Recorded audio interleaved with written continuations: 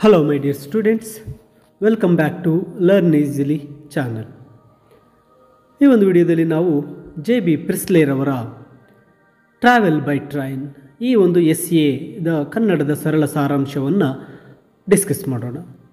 JB ಪ್ರಿಸ್ಲೇರ್ ಅವರು ಈ ಒಂದು ಟ್ರಾವೆಲ್ ಬೈ ಟ್ರೈನ್ ಈ ಒಂದು SA ಈ ಪ್ರಬಂಧದಲ್ಲಿ ಅವರು ರೈಲು ಗಾಡಿಯಲ್ಲಿ ಹೋಗ್ತಕ್ಕಂತಹ ಸಂದರ್ಭದಲ್ಲಿ ಅವರು ಗಮನಿಸಿರ್ತಕ್ಕಂತಹ ಅತಿ ಸೂಕ್ಷ್ಮವಾದಂತಹ ವಿಚಾರಗಳನ್ನು, ಅಂದರೆ ವ್ಯಕ್ತಿಗಳನ್ನು, ವಿವಿಧ ರೀತಿಯ ಪ್ರಯಾಣಿಕರನ್ನು ಇಲ್ಲಿ ಅವರು ಈ ಎಸ್ಸೆ ಮೂಲಕ ತಿಳಿಸ್ತಾ ಹೋಗ್ತಾ ಇದ್ದಾರೆ.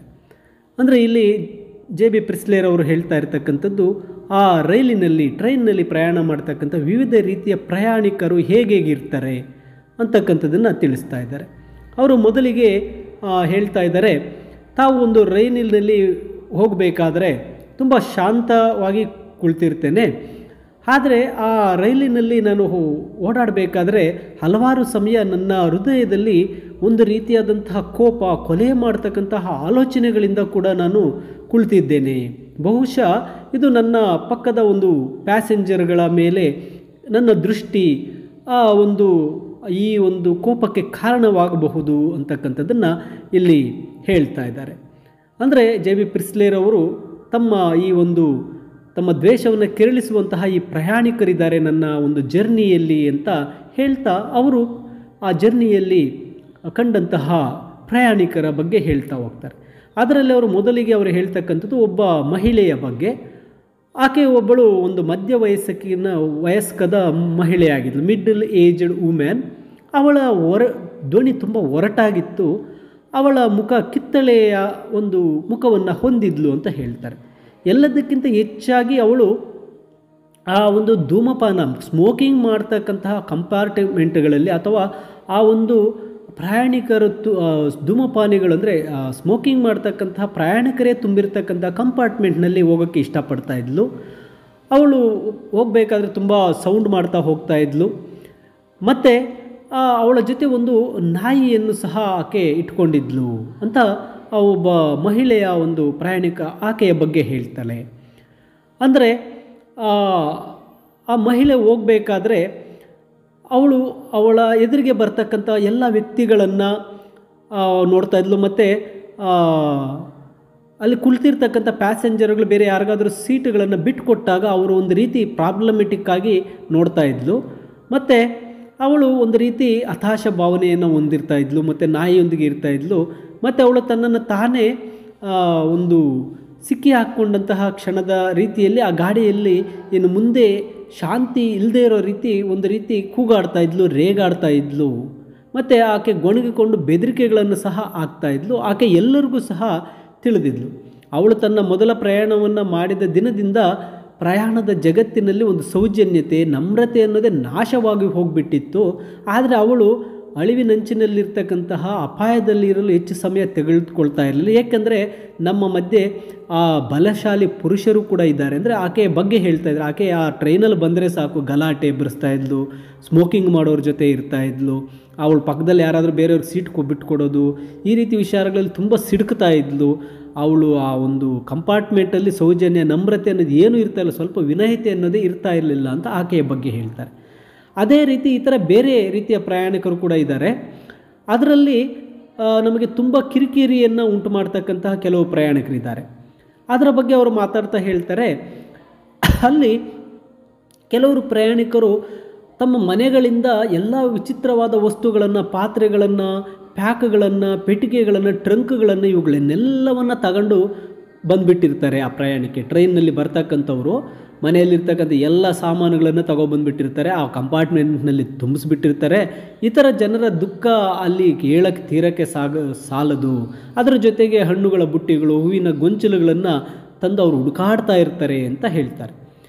ನಂತರ JB ಪ್ರಿಸ್ಲೇರ್ ಅವರು ಹೇಳ್ತಾರೆ, ಆ ರೈಲು ಗಾಡಿಗಳಲ್ಲಿ ಇನ್ನೊಂದು ರೀತಿಯ ಪ್ರಯಾಣಿಕರು ಇರ್ತಾರೆ. ಅವರು ಯಾವಾಗಲೂ ತಿನ್ನುತ್ತಾ ಇರೋದು, ಕುಡಿತಾ ಇರೋದೇ ಅವರ ಒಂದು ಕೆಲಸ ಆಗಿಬಿಟ್ಟಿರುತ್ತೆ. ಅವರು ಬಂದಿರತಕ್ಕಂಥ ಸೀಟುಗಳಲ್ಲಿ ಕುಳಿತಿದ್ದಾರೆ ಅಂದರೆ ಅವರು ಕೂತ್ಕೊಂಡಿರೋರು ತಂದಿರತಕ್ಕಂಥ ಸ್ಯಾಂಡ್ವಿಚ್ ಪಟ್ಟಣಗಳನ್ನು, ಅವರು ತಂದಿರತಕ್ಕಂಥ ಬೇರೆ ಬೇರೆ ತಿನಿಸುಗಳನ್ನು ಒಂದೇ ಸಮ ತಿಂತ ಬಾಯಿಯನ್ನು ಸ್ವಲ್ಪ ರೆಸ್ಟ್ ಕೊಡದೆ ಅವರು ತಿಂತಾನೇ ಇರ್ತಾರೆ. ಅದರ ಜೊತೆಗೆ ಅಕ್ಕಪಕ್ಕದವ್ರ ಮೇಲೆ, ಪ್ಯಾಂಟ್ಗಳ ಮೇಲೆ ಅವ್ರು ತಿಂತಕ್ಕಂತಹ ಒಂದು ತಿಂಡಿಗಳ ಚೂರುಗಳನ್ನು ಕೂಡ ಚೆಲ್ಲುತ್ತಾ ಇರ್ತಾರೆ, ಬಾಳೆಹಣ್ಣುಗಳನ್ನು ಎಸಿತಾ ಇರ್ತಾರೆ. ಈ ರೀತಿಯಾಗಿ ಮಾಡ್ತಾ ಇರ್ತಕ್ಕಂಥ ಕೆಲವು ಒಂದು ಪ್ರಯಾಣಿಕರನ್ನು ಸಹ ಟ್ರೈನಲ್ಲಿ ನೋಡಿದ್ದೇನೆ ಅಂತ ಹೇಳ್ತಾರೆ. ಹಾಗೆ ಜೆ ಬಿ ಪ್ರಿಸ್ಲೆರ್ ಅವರು ಆ ಪ್ರಯಾಣದಲ್ಲಿ ಮಕ್ಕಳ ಬಗ್ಗೆ ಹೇಳ್ತಾರೆ. ಆ ಪ್ರಯಾಣದ ಸಮಯದಲ್ಲಿ ಮಕ್ಕಳು ಯಾರೂ ಸಹ ಒಂದು ರೀತಿ ಸುಮ್ಮನೆ ಇರೋದಿಲ್ಲ. ಏಕೆಂದರೆ ಅವರು ಪ್ರಯಾಣದ ಉದ್ದಕ್ಕೂ, ಆ ಟ್ರೈನ್ ಜರ್ನಿ ಉದ್ದಕ್ಕೂ ಅಳ್ತಾ ಇರ್ತಕ್ಕಂಥದ್ದು, ಕೂಗೋದು ಮಾಡ್ತಾನೆ ಇರ್ತಾರೆ. ಅವರು ತಮ್ಮ ಮುಖಗಳಿಗೆ ಚಾಕ್ಲೇಟ್ಗಳನ್ನು ಬಳ್ಕೊಳ್ತಾ ಇರ್ತಾರೆ, ಕಿಟಕಿಯಿಂದ ಹೊರಗಡೆ ಹೋಗೋದಕ್ಕೆ ಟ್ರೈ ಮಾಡ್ತಾರೆ, ಇಣುಕು ನೋಡ್ತಾ ಇರ್ತಾರೆ. ಒಂದು ರೀತಿ ವಿಚಿತ್ರ ಸ್ವಭಾವದ ಹಾಗೆ ಅವರು ಕಾಣ್ತಾ ಇರ್ತಾರೆ. ಆದರೆ ಮಕ್ಕಳ ಜೊತೆಗೆ ಇನ್ನೂ ಸಹ ಆ ಒಂದು ಟ್ರೈನ್ ಜರ್ನಿಯಲ್ಲಿ ಒಂದು ವಿಚಿತ್ರವಾದ ವ್ಯಕ್ತಿಗಳನ್ನು ನೋಡ್ತೀವಿ. ಅವರು ಎಷ್ಟು ವಿಚಿತ್ರನಪ್ಪ ಅಂದರೆ, ಕೋಲ್ಡ್ ಡೇಸಲ್ಲಿ ಆ ಕಿಟಕಿಗಳನ್ನೆಲ್ಲ ತೆರೀತಾ ಇರ್ತಾರೆ, ತೆರೆಯೋಕ್ಕೆ ಒತ್ತಾಯ ಮಾಡ್ತಾರೆ. ಕುತ್ಕೊಂಡು ಆ ಪಕ್ಕದಲ್ಲಿರೋಲ್ಲ ಕಿಟಕಿ ತೆರೀರಿ, ಕೋಲ್ಡ್ ತುಂಬ ಗಾಳಿ ಬೀಸ್ತಾ ಇರುತ್ತೆ. ಅಂಥ ಟೈಮಲ್ಲಿ ಅವ್ರು ಏನು ಮಾಡ್ತಾ ಇರ್ತಾರೆ, ಕಿಟಕಿಯನ್ನು ತೆಗಿತಾ ಇರ್ತಾರೆ. ಅದೇ ಬೇಸಿಗೆ ಕಾಲದಲ್ಲಿ ತುಂಬ ಸೆಕೆ ಪಡ್ತಾ ಇದ್ದರೂ ಕೂಡ ಕಿಟಕಿ ತೆಗೀರಿ ಅಂದರೆ ಇಲ್ಲ, ಕಿಟಕಿನ ಮುಟ್ಟೋಕ್ಕೂ ಅವ್ರು ಅನುಮತಿ ಕೊಡೋಲ್ಲ, ಕಿಟಕಿ ತೆಗೆಸೋದೇ ಇಲ್ಲ. ಬೇಸಿಗೆ ಕಾಲ ಗಾಳಿ ಬೇಕು ಅಂತ ಎಷ್ಟು ಕೇಳಿಕೊಂಡ್ರು ಕಿಟಕಿಗಳನ್ನು ತೆಗೆಸೋದೇ ಇಲ್ಲ. ಈ ರೀತಿ ವಿಚಿತ್ರವಾದಂಥ ಪ್ರಯಾಣಿಕರು ಕೂಡ ಟ್ರೈಲ್ನಲ್ಲಿ ಇರ್ತಾರೆ ಅಂತ ಹೇಳ್ತಾರೆ. ಅದ್ರ ಜೊತೆಗೆ ನನಗೆ ಹೆಚ್ಚು ಇಷ್ಟವಾದರೂ ಯಾವಾಗಲೂ ಸಹ ಆ ರೈಲ್ನಲ್ಲಿ ನಾನು ಹೋಗ್ಬೇಕಾದ್ರೆ ಕೆಲವು ಮುಗ್ಧರನ್ನು ಕಂಡುಕೊಂಡೆ ಅಂತ ಅವರು ಹೇಳ್ತಾರೆ. ಆ ಮುಗ್ಧರು ಏನಪ್ಪ ಅಂದರೆ, ಆ ಟ್ರೈನ್ಗೆ ಹತ್ತಕ್ಕಂಥ ಪ್ಯಾಸೆಂಜರ್ಗಳು ಅಲ್ಲಿರ್ತಕ್ಕಂಥ ಟ್ರೈನ್ ಟೈಮ್ ಟೇಬಲನ್ನು ನೋಡಲ್ಲ, ಅದನ್ನು ಅರ್ಥ ಮಾಡ್ಕೊಳ್ಳಲ್ಲ. ಅಲ್ಲೇ ಇರ್ತಕ್ಕಂಥ ರೈಲ್ವೆ ಒಂದು ಅಧಿಕಾರಿಗಳೇನಿರ್ತಾರೆ ಅವರ ಸಲಹೆನೂ ಕೇಳಲ್ಲ. ಬಂದವರೇ ಅಲ್ಲಿಗೆ ಬರ್ತಕ್ಕಂಥ ಮೊದಲನೇ ರೈಲನ್ನು ಹತ್ತಿಬಿಡ್ತಾರೆ. ಮತ್ತು ಅದು ನಾವು ಹತ್ತಿರೋ ರೈಲು ಕರೆಕ್ಟಾಗಿದೆ ಅಂತ ಅವರ ಅದೃಷ್ಟವನ್ನು ನಂಬ್ಕೋತಾರೆ. ಹೀಗೆ ಅವರು ಎಡೆನ್ಬರ್ಗ್ನ ಕಡೆಗೆ ಧಾವಿಸ್ತಿರ್ಬೇಕಾದ್ರೆ ಅವ್ರಿಗೆ ಇದ್ದಕ್ಕಿದ್ದಂತೆ ಗಾಡಿಯ ಸುತ್ತಲೂ ನೋಡ್ತಾರೆ. ಮತ್ತು ಬ್ರಿಸ್ಟಲ್ಗೆ ಸರಿಯಾದ ರೈಲಿನಲ್ಲಿ ಇದ್ದಾರೆ ಅಂತ ಸ್ವಲ್ಪ ವಿಷಾದದಿಂದ ಕೇಳ್ತಾರೆ. ನಂತರ ಅವರಿಗೆ ತುಂಬ ಗೊಂದಲ ಆಗುತ್ತೆ ಮತ್ತು ನಿರಾಸೆಗೊಂಡು ಅವರು ಮುಂದಿನ ನಿಲ್ದಾಣದಲ್ಲಿ ಇಳಿಬೇಕಾಗಿ ಬರುತ್ತೆ. ಈ ರೀತಿ ಅವರು ಒಬ್ಬ ಪ್ರಯಾಣಿಕರ ಬಗ್ಗೆ ಜೆ ಬಿ ಪ್ರಿಸ್ಲೆರ್ ಅವರು ಹೇಳ್ತಾರೆ. ಅಂದರೆ ಆ ಟ್ರೈನ್ ಎಲ್ಲಿಗೆ ಹೋಗುತ್ತೆ ಏನು ಕೇಳೋದಿಲ್ಲ, ಹತ್ತು ಬಿಡ್ತಾರೆ. ಆಮೇಲೆ ಒಳಗೆ ಅಲ್ಲಿರ್ತಕ್ಕಂಥವ್ರನ್ನ ಕೇಳ್ತಕ್ಕಂಥದ್ದು. ಅಂದರೆ ಈ ಸರಳ ಪ್ರಯಾಣಿಕರು ನಾವು ಹೋಗ್ತಾ ಇರ್ತಕ್ಕಂತಹ ರೈಲು, ನಾವು ಹೋಗ್ತಕ್ಕಂಥ ಒಂದು ಸ್ಥಾನ, ನಾವು ಹೋಗ್ತಕ್ಕಂಥ ಸ್ಥಳಕ್ಕೆ ಹೋಗುತ್ತಾ ಏನೂ ತಿಳ್ಕೊಳ್ಳದೆ ಹತ್ತುತ್ತಾ ಇರ್ತಾರೆ. ಅವರು ಹೋಗಿ ಅವರ ಸ್ಥಳವನ್ನು ಸೇರಿದ್ರೆ ಅದು ಅವರ ಅದೃಷ್ಟ. ಇಲ್ಲ ಅಂದರೆ ಅವರು ಬೇರೆ ಮಾರ್ಗದಿಂದ ಇಳಿದು ಅವರು ಮತ್ತೆ ಬೇರೆ ಕಡೆಗೆ ಹೋಗಬೇಕಾಗತ್ತೆ ಅಂತ ಹೇಳ್ತಾರೆ. ಇಲ್ಲಿ ಎಲ್ಲ ಇತರ ರೈಲ್ವೆ ಪ್ರಯಾಣಿಕರಿಗಿಂತ ಹೆಚ್ಚಾಗಿ ಜೆ ಬಿ ಪ್ರಿಸ್ಲೆರ್ ಅವರು ಮಹಾನ್ ನಿದ್ರೆ ಮಾಡುವವರನ್ನು ನೋಡಿದ್ರೆ ಅಸೂಯೆ ಪಡ್ತೇನೆ ಅಂತ ಹೇಳ್ತಾರೆ. ಎಫೆಸಸ್ನ 7 ಮಂದಿ ವಂಶಸ್ಥರು ಎಷ್ಟು ಬಾರಿಗೆ ದೀರ್ಘ ಆಸಕ್ತಿರಹಿತ ಪ್ರಯಾಣದಲ್ಲಿ ಅವರು ಸಿಹಿ ಮರವಿನ ಬಗ್ಗೆ ನಾನು ಅಸೂಯೆ ಪಡ್ತೇನೆ ಅಂತ ಹೇಳ್ತಾರೆ. ಅಂದರೆ ಇಲ್ಲಿರ್ತಕ್ಕಂಥ ಕೆಲವು ಪ್ರಯಾಣಿಕರು ಏನು ಮಾಡ್ತಾರೆ, ಆ ರಾತ್ರಿ ಅಥವಾ ಹಗಲು ಅವ್ರೇನು ಕಷ್ಟಪಟ್ಟು ಕೆಲಸ ಮಾಡಿರ್ತಾರೋ ಏನೋ ಗೊತ್ತಿಲ್ಲ, ಅವರು ಆ ರೈಲಿನಲ್ಲಿ ಹತ್ತಿದ ತಕ್ಷಣ ಏನು ಮಾಡ್ತಾರೆ, ನಿದ್ದೆ ಮಾಡ್ತಾರೆ. ಕ್ಷಣಾರ್ಧದಲ್ಲಿ ನಿದ್ದೆಗೆ ಜಾರಿಬಿಟ್ಟಿರ್ತಾರೆ. ಅವರು ಉಳಿದವರು ಆ ಖಾಲಿ ಆ ಕಿಟಕಿಗಳಿಂದ ಆ ಕಡೆ ಈ ಕಡೆ ನೋಡಿಕೊಂಡು ಬರೋರನ್ನು ಎಣಸಾಡಿಕೊಂಡು ಕೈಗಳನ್ನು ಇಸಿಕೊಂಡು ಏನೇನೋ ಕೆಲಸಗಳು ಮಾಡ್ತಾ ಇರ್ತಾರೆ. ಆದರೆ ಈ ಕೆಲವರು ಏನು ಮಾಡಿರ್ತಾರೆ, ದೀರ್ಘವಾಗಿ ನಿದ್ದೆ ಮಾಡಿಬಿಟ್ಟಿರ್ತಾರೆ. ಅವ್ರು ಇನ್ನೇನು ಇಳಿಬೇಕು ಅಂತಕ್ಕಂತಹ ಸ್ಟೇಷನ್ಗೆ ಇನ್ನು 2 ನಿಮಿಷ ಇರಬೇಕಾದ್ರೆ ಎಚ್ಚರಗೊಳ್ತಾರೆ. ತಮ್ಮ ಕಣ್ಣುಗಳನ್ನು ಉಜ್ಜಿಕೊಳ್ತಾರೆ, ಆ ಕಡೆ ಈ ಕಡೆ ಹಿಗ್ಗಿ ತಮ್ಮ ತಂದಿರ್ತಕ್ಕಂಥ ಲಗೇಜ್ ಸಾಮಾನುಗಳನ್ನು ಎತ್ಕೊಳ್ತಾರೆ, ಕಿಟಕಿ ಕಡೆ ನೋಡ್ತಾರೆ, ನನ್ನ ನಿಲ್ದಾಣ ನಾನು ಬಂದಿದ್ದೇನೆ ಅಂತ ಭಾವಿಸ್ಕೋತಾರೆ. ಮತ್ತು ಆ ಟ್ರೈನು ಸ್ಟೇಷನ್ ಬಂದ ತಕ್ಷಣ ಅವ್ರು ಏನು ಮಾಡ್ತಾರೆ, ಇಳಿದು ಹೋಗಿಬಿಡ್ತಾರೆ. ಅವರು ಎಚ್ಚರವಾಗಿ ಮತ್ತು ಚೈತನ್ಯದಿಂದ ಈ ಪ್ರಯಾಣದ ಅಧಿಪತಿಗಳು ನಮ್ಮನ್ನು ಬೇಸರಕ್ಕೆ ಬಿಟ್ಟು ಅವರು ಹೊರಟು ಹೋಗ್ತಾರೆ ಅಂತ ಹೇಳ್ತಾರೆ.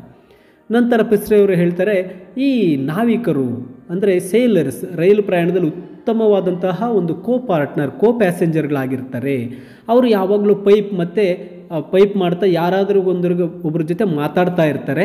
ಅವರ ಮಾತುಗಳಲ್ಲಿ ಸಾಮಾನ್ಯವಾಗಿ ರಂಜಿಸುವಂತಹ ಎಂಟರ್ಟೈನ್ಮೆಂಟ್ ಮಾತುಗಳನ್ನು ಆಡ್ತಾರೆ. ಮತ್ತು ಅವರು ಒಂದು ವಿಶ್ವಾಸಾರ್ಹವಾದಂತಹ ವ್ಯಕ್ತಿಗಳು, ಅಪರಿಚಿತರನ್ನು ಸಹ ಅವರೇನು ಮಾಡ್ತಾರೆ, ಪರಿಚಿತರನ್ನಾಗಿ ಮಾಡಿಕೊಂಡು ಮಾತಾಡ್ತಾ ಇರ್ತಾರೆ ಅಂತ ಜೆ ಬಿ ಪ್ರಿಸ್ಲೆರ್ ಅವರು ಹೇಳ್ತಾರೆ. ಅದ್ರ ಜೊತೆಗೆ ಅಮೇರಿಕಾದಲ್ಲಿ ಇದು ಅನಿವಾರ್ಯ ಕೂಡ ಆಗಿದೆ. ಇಲ್ಲಿ ಅಪರಿಚಿತರು ಕಾಣಿಸಿಕೊಂಡಾಗ ಅವರು ಸಾಮಾನ್ಯವಾಗಿ ತುಂಬ ಅವ್ರ ಜೊತೆ ಮಾತಾಡ್ತಾ ಅವರು ತಮ್ಮ ಪ್ರಯಾಣವನ್ನು ಮುಂದುವರಿಸ್ತಾರೆ. ಮತ್ತು ಆ ಒಬ್ಬ ವ್ಯಕ್ತಿ ಏನು ನಾವಿಕ ಅಂತ ನಾವೇನಂತೀವಿ, ಆ ಟ್ರೈನಲ್ಲಿ ಯಾವಾಗಲೂ ಪ್ರಯಾಣ ಮಾಡ್ತಕ್ಕಂಥವನು ತನಗೆ ಬರ್ತಕ್ಕಂಥ ಪ್ರತಿಯೊಂದು ಅಪರಿಚಿತರನ್ನು ಚೆನ್ನಾಗಿ ಮಾತಾಡಿಸ್ಕೊಂಡು ಹೋಗ್ತಾ ಇರ್ತಾನೆ. ಪ್ರತಿದಿನ ಓಡಾಡ್ತಕ್ಕಂತಹ ವ್ಯಕ್ತಿ ಆಗಿಬಿಟ್ಟಿರ್ತಾನೆ. ಅದಕ್ಕೆ ಜೆ ಬಿ ಪ್ರಿಸ್ಲೆರ್ ಅವರು ಅವರನ್ನು ಸಾಮಾನ್ಯವಾಗಿ ಒಂದು ನೀರಸ ನಾಯಿಯಾಗಿರ್ತಾನೆ ಅಂತ ಹೇಳ್ತಾರೆ. ಅವನು ತನ್ನ ಜೀವನದಲ್ಲಿ ಅಂತ್ಯವಿಲ್ಲದೆ ಕಥೆಯನ್ನು ಕೇಳಲು ಅವನನ್ನು ಆಯಾಸಗೊಳಿಸ್ತಾನೆ ಮತ್ತು ಕೆಲವು ದುರದೃಷ್ಟಕರ ಹಳೆಯ ಹವ್ಯಾಸಗಳನ್ನು ಸಾಯುವವರೆಗೂ ಆತ ಸವರ್ತಾ ಇರ್ತಾನೆ ಅಂತ ಹೇಳ್ತಾರೆ. ಮತ್ತು ಇಲ್ಲಿ ಇನ್ನೊಂದು ರೀತಿಯ ಪ್ರಯಾಣಿಕರನ್ನು ಉಲ್ಲೇಖಿಸಬೇಕು ಅಂತ ಅವರು ಹೇಳ್ತಾರೆ. ಯುವ ಮತ್ತು ಸರಳಿಗರಿಗೆ ಮಾರ್ಗದರ್ಶನಕವಾಗಿ ಅವನು ಸಾಮಾನ್ಯವಾಗಿ ಒಬ್ಬ ವಯಸ್ಸಾದಂತಹ ಅಚ್ಚುಕಟ್ಟಾಗಿ ಉಡುಗೆಯನ್ನು ಹಾಕಿರ್ತಕ್ಕಂತಹ ಮತ್ತು ಸ್ವಲ್ಪ ತಂಬಾಕು ಕಲೆಗಳು ಅಂದರೆ ಟೊಬ್ಯಾಕೋನ ಬಳಸ್ತಕ್ಕಂಥ ಒಬ್ಬ ವ್ಯಕ್ತಿ ಅಲ್ಲಿ ಕುಳಿತಿರ್ತಾನೆ. ಅವನು ಚಿನ್ನದ ಹಂಟರ್ ಅನ್ನೋ ಹೊರೆ ತೆಗೆದು ರೈಲು ಕನಿಷ್ಠ 3 ನಿಮಿಷಗಳ ತಡವಾಗಿದೆ ಎಂದು ಹೇಳೋದು, ಮತ್ತು ಅವರು ಎಲ್ಲರ ಜೊತೆ ಮಾತಾಡ್ತಕ್ಕಂಥದ್ದು, ಮತ್ತು ಆತ ರೈಲು ಅಷ್ಟೊತ್ತಿಗೋಯ್ತು ಇಷ್ಟೊತ್ತಿಗೋಯ್ತು ಅಂತ ರೀತಿ ಅವುಗಳ ಬಗ್ಗೆ ಹೇಳ್ತಾ ಇರ್ತಕ್ಕಂಥ ಒಬ್ಬ ವ್ಯಕ್ತಿ ಇರ್ತಾನೆ. ಅವನಿಗೆ ರೈಲುಗಳ ಇತಿಹಾಸ, ಅವುಗಳ ಗುಣಮಟ್ಟ, ಅವುಗಳ ಭವಿಷ್ಯದ ಬಗ್ಗೆ ಮಾತಾಡ್ತಾ ಇರ್ತಾನೆ. ಅವನು ಎಲ್ಲ ದಿನಗಳು ಮತ್ತು ರಾತ್ರಿಗಳು ರೈಲು ಗಾಡಿಯಲ್ಲಿ ಕಳೆದಿರುವಂತೆ ಆ ವ್ಯಕ್ತಿ ಒಬ್ಬ ಮಾತಾಡ್ತಾ ಇರ್ತಾನೆ.